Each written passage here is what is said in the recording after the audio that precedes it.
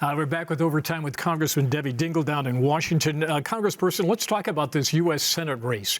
Do you have a candidate? I've not endorsed yet in this in this race, but I probably will down the road. If there was a candidate that was running for the Democratic nomination and he or she had a relationship with Toyota 10 years ago, in this current climate, would that be a political liability? I think that person would have to explain why he was doing it. I myself just learned of this recently, so yes, but lots of people do lots of things in their life. Times change, but they're going to have to explain why. Well, the Hill Harper campaign explains it this way. He's in the entertainment business, and entertainers do commercials, and that's how they make their money, and they believe people will understand that. Do you buy it? I think he's going to have a lot of explaining. I'm going to be very candid. And in your mind, you're thinking of Jack Lousma and Carl Levin, aren't you? Yes. Does that issue still have the potency you think that it did then? I mean, so many, the big three, they make cars in China, Mexico, abroad. There are, Toyota has factories in the United States. Is it as flashpoint an issue as it once was? No, I think it's complicated. For someone like me, I will only buy a UAW made car. I only drive a UAW car. If I rent a car, I buy a UAW car. Toyota has an R&D center in my district. Hyundai has an R&D center just dedicated to safety center. So I think people do look at things differently. But I think right now, in particular, I believe in the right to unionize. I think every last one of us sitting at this table is better off because of what a union's negotiated in terms of your benefits, a 40-hour work week, sick days, holidays, safe working conditions. All of us have that because a union negotiated it. I think someone like me understands it better because I've actually seen times when there were a lot of things that weren't there that a lot of people take for granted now. Congresswoman. So I also I'll say this, the reaction's generational as well. Congresswoman, looking ahead of the general election next year, former Congressman Mike Rogers, who served 7 terms in the U.S. House, I think just before you, if he became the Republican nominee next year, he's got to get through a primary, but if he's the nominee, is he a formidable opponent for the Democrats, or do you think the Democrats are in the catbird seat next year to win the Senate like they have done ad nauseum going back in time? Let me be very clear, and I repeatedly say this. Michigan is not a blue state. Michigan is a purple state. And I believe the presidential election in Michigan will be competitive, and I believe the Senate seat. It depends who wins the Republican primary. They appear to have a lot of success in self-destructing. Peter Myers also talking about getting in that primary, and he would be a formidable candidate, and I actually think 1 or 2 others might be a formidable candidate. I believe the United States Senate race will be a competitive seat. Nobody can take it for granted, and the presidential election campaign is going to impact that Senate seat. Let's assume for the moment the presidential race is President Biden against President Trump, and it's a rematch of 2020. What worries you going into that election? In 2020, the suburbs, Oakland County, Kent County, Western Wayne, the university counties put Joe Biden over the top, unlike what happened in 2016. Do you feel confident history will repeat itself in 24? Or what changes do you think could be a concern for Biden in Michigan? So I'm going to be very clear. It's going to be about the work we do and the votes we turn out. And the fact of the matter is, you all know, I told all of you in 2015, 2016, and I think Timmy may have told me I was nuts then, that I thought that Donald Trump could win Michigan. People are listening to me now when I say we need to take these issues seriously.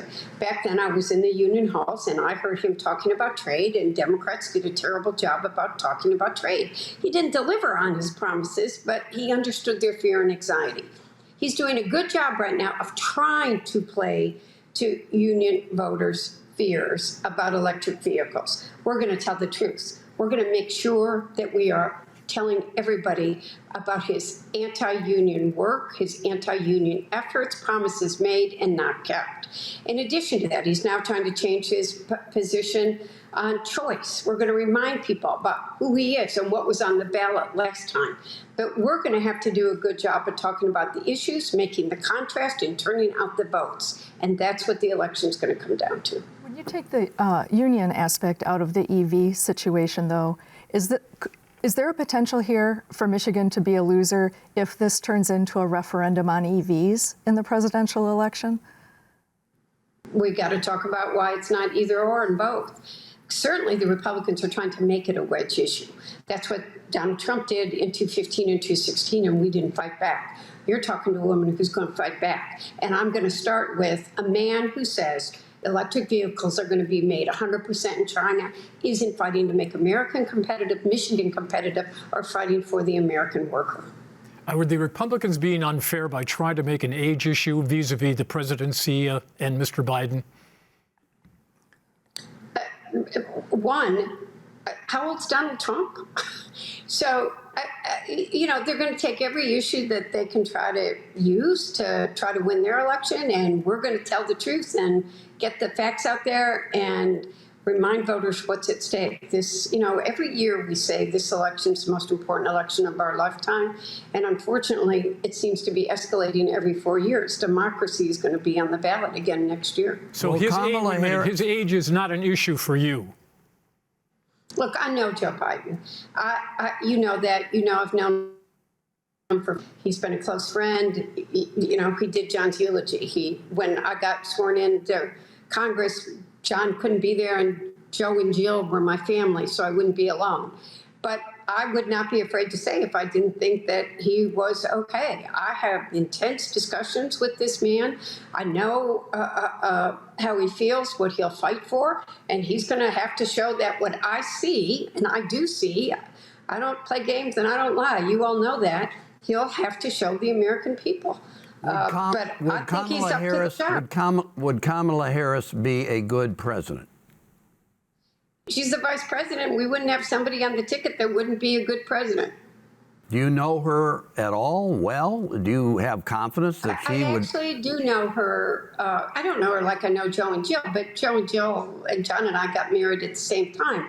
Kamala and I have mutual girlfriends. We've done some, when she was in the Senate, we actually had some very personal moments and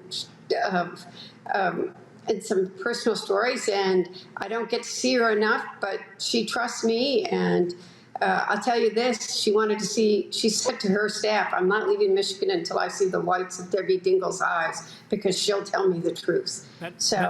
Madam Congresswoman, if Mr. McCarthy, the Speaker of the U.S. House, was sitting in your office right now, what would you tell him? I would tell him that it is not good for this country to shut down this government, that he's having a very difficult time. It is a joke here in Washington right now. A small group of people should not be dominating. We could shut the United States government down, threaten our national security, not pay good, hard-working people that take care of so many things that all of us take for granted, from Social Security, Medicare, TSA, air traffic controllers. And I will, if it's not ludicrous, I will support his efforts to keep this government open. Would you tell him to tell the Freedom Caucus to take a hike? Yeah, I would. And if he said, if you'll give me some votes to back me up, I'll do it, what would you do?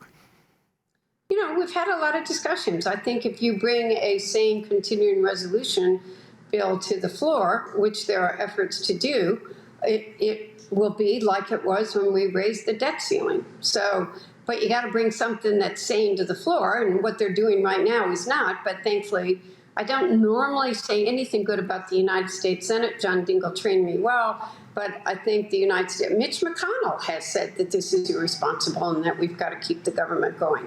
So we're going to have a lot of drama in the next week. 30 seconds. Governor Whitmer has clearly made an effort to cultivate some national attention. You're in Washington a lot. Do you think it's resonating? Are the coasts of America picking up on what Governor Whitmer is doing, and does that give her a shot at national office? Look, Governor Whitmer is respected by many people. You know, she's one of my dearest friends. I get many people talking to me about her.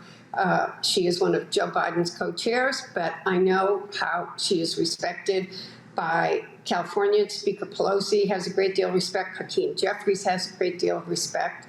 And we'll see what lays in the future. And I don't think any of us know. Ms. Dingell, did you have fun? Sure, I love being grilled by the four of you. Maybe you could be her running mate, yes or no? No, thanks. You know what I've learned? I like being exactly who I am. I say what I think. I say what I want. I swear too much because I've been in union halls too much lately. But there's something to being said that you just say what you think. Ms. Dingell, thank you so much. It's good to see you again. I love you guys. Take care. Even Bill Ballinger, who can age me. Later.